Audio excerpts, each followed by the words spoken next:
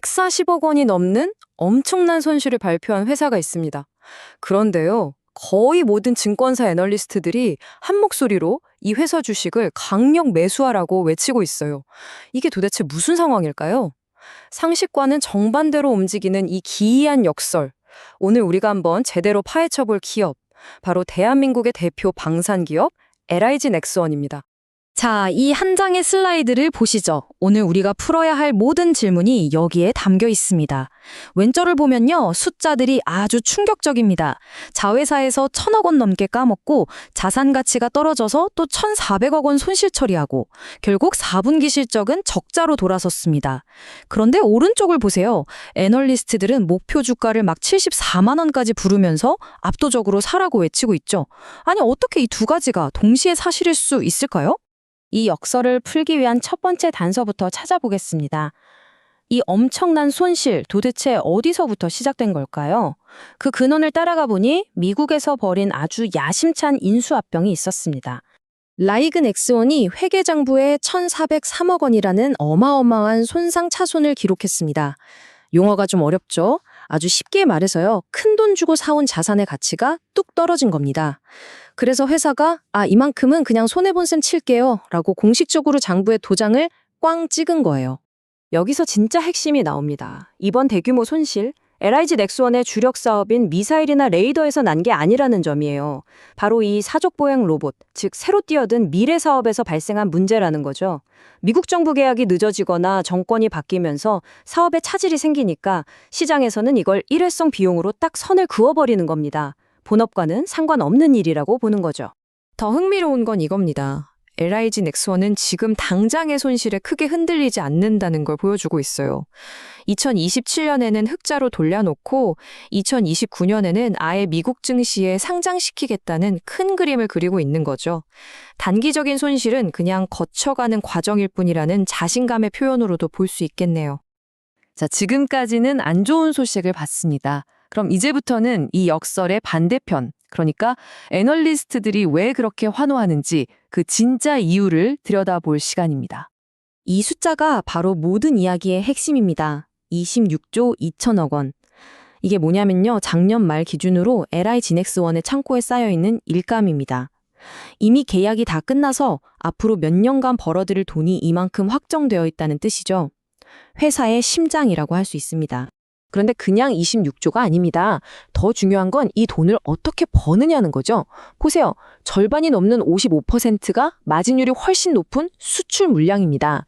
특히 중동에 파는 미사일 방어 시스템, 천궁2 같은 것들이죠. 그러니까 그냥 일감이 많은 게 아니라 돈이 되는 알짜배기 일감이 꽉 차 있다는 겁니다. 이렇게 든든한 수주 잔고가 있으니까 앞으로의 성장은 거의 정해진 미래나 다름없습니다. 애널리스트들이 2028년까지 연평균 거의 19%씩 성장할 거라고 보는 것도 단순한 예측이 아니라 이미 받은 주문서에 기반한 계산이라는 거죠. 정말 엄청난 성장세입니다. 보시는 것처럼 전문가들도 이게 반짝 성장이 아니라고 말합니다.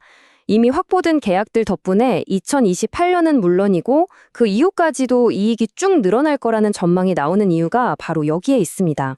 그런데 이런 생각하실 수 있어요. 결국 천궁2라는 미사일 하나로 먹고 사는 회사 아니야? 천만에요. LIG 넥스원이 그리고 있는 미래의 전장은 훨씬 더 넓습니다. 물론 정밀 유도 무기가 가장 큰 부분을 차지하는 건 맞습니다. 하지만 보시다시피 지휘 통제, 통신, 항공전자, 감시정찰까지 현대전쟁에 필요한 거의 모든 걸 다 하고 있습니다. 포트폴리오가 아주 탄탄하게 짜여 있다는 거죠.